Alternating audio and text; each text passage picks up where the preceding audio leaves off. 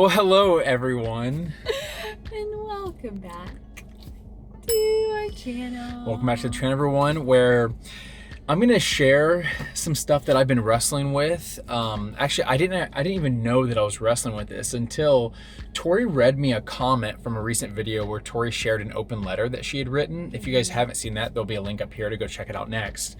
But I love the way she articulated what she was feeling. Yeah. And I've been feeling really pent up lately. I've been feeling like I feel like the slightest thing could go wrong and I'm just gonna explode. And I hate walking around like a ticking time bomb. And someone had just shared that it was just like that she was thankful that Tori shared from a place where she's relatable. And I said, well, you know who's relatable? You know who's got issues is this guy. So Tori doesn't know what I'm gonna say. I don't. And I don't know how I'm gonna feel, but I wrote a little something. It's less of like a really sweet poem, and it's more just like kind of just word, you know what, just on an Apple Note. And so Mine wasn't a poem. it wasn't. I mean, maybe It was like a letter. It sounded poetic. rhythmic. It was just. It was beautiful. Yeah, it was beautiful. But mine is a little less beautiful. So I just wanted to share in the off chance that other people feel similar. And I also want to share one more quick thing that I know that some of the things you're gonna be hearing can be self-inflicted, or they're coming from a person who's a people pleaser. And so I'm aware of that, but I just wanted to share. So I started off like this. I said, have you ever seen the scene from Spider-Man where he's basically trying to stop the train from going off the bridge, and he's holding onto the train just by a thread, and he feels like he's literally just hanging on by a thread or a spider web? That's what I feel like. And I feel like life and society just brings a crazy amount of pressure, and I've willingly received it, which I'm not happy about. And I wrote down some of those pressures, and those pressures are: you have to get married at the right time. You have to be awesome parents for the first time. You have to buy a house because renting is throwing money away. You have to start planning for retirement yesterday. You have to have great community in a church that you absolutely adore. You have to be in great shape and enjoy eating quinoa. You have to get into the right school. You have to know what you want to do with your life. You have to be busy because that's a virtue in our society. You have to honor your parents. You have to get the most updated iPhone.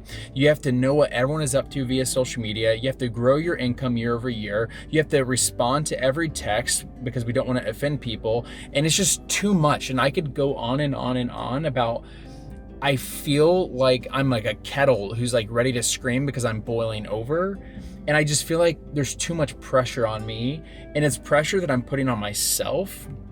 And so I was talking to two different people who don't know each other within the past few days, and they both have said the same thing to me.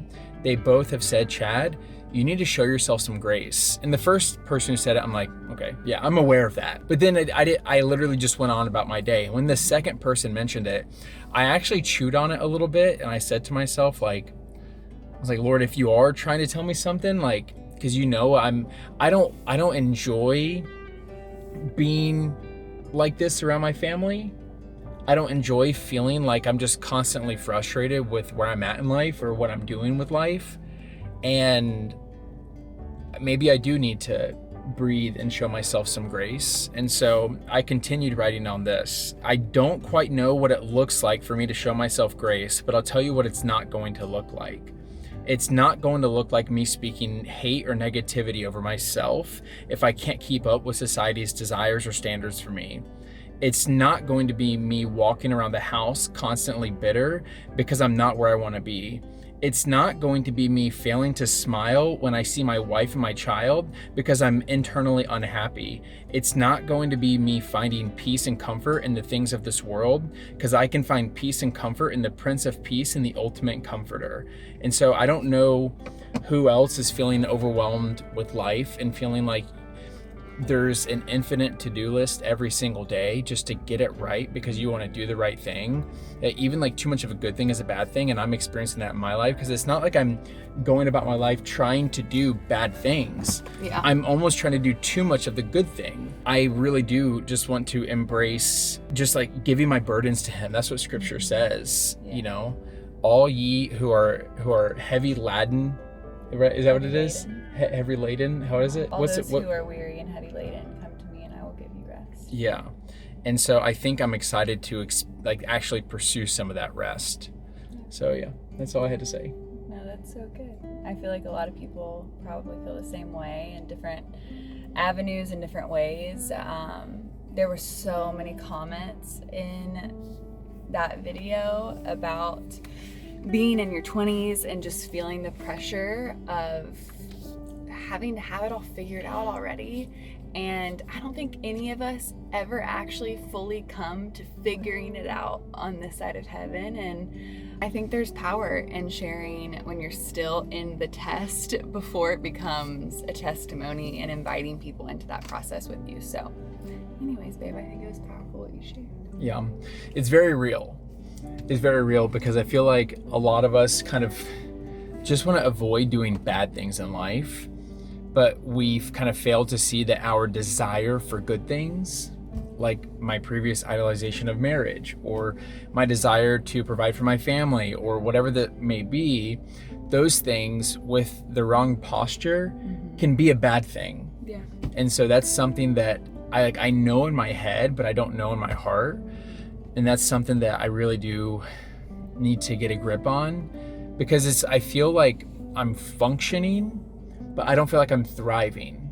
And don't get me wrong, like I have days. It's not like it's the end of the world by any means, but I know there's something wrong. It's almost just like, if you've tweaked your knee, for example, and when you're walking, every step, you're like, okay, something's a little off here. I feel like this should be different. I feel like I shouldn't walk with a limp, or I shouldn't be straining here. I feel like things aren't the way they're meant to be. And I know that in my walk with God, I'm walking with a little limp. I know that there's a tweak somewhere.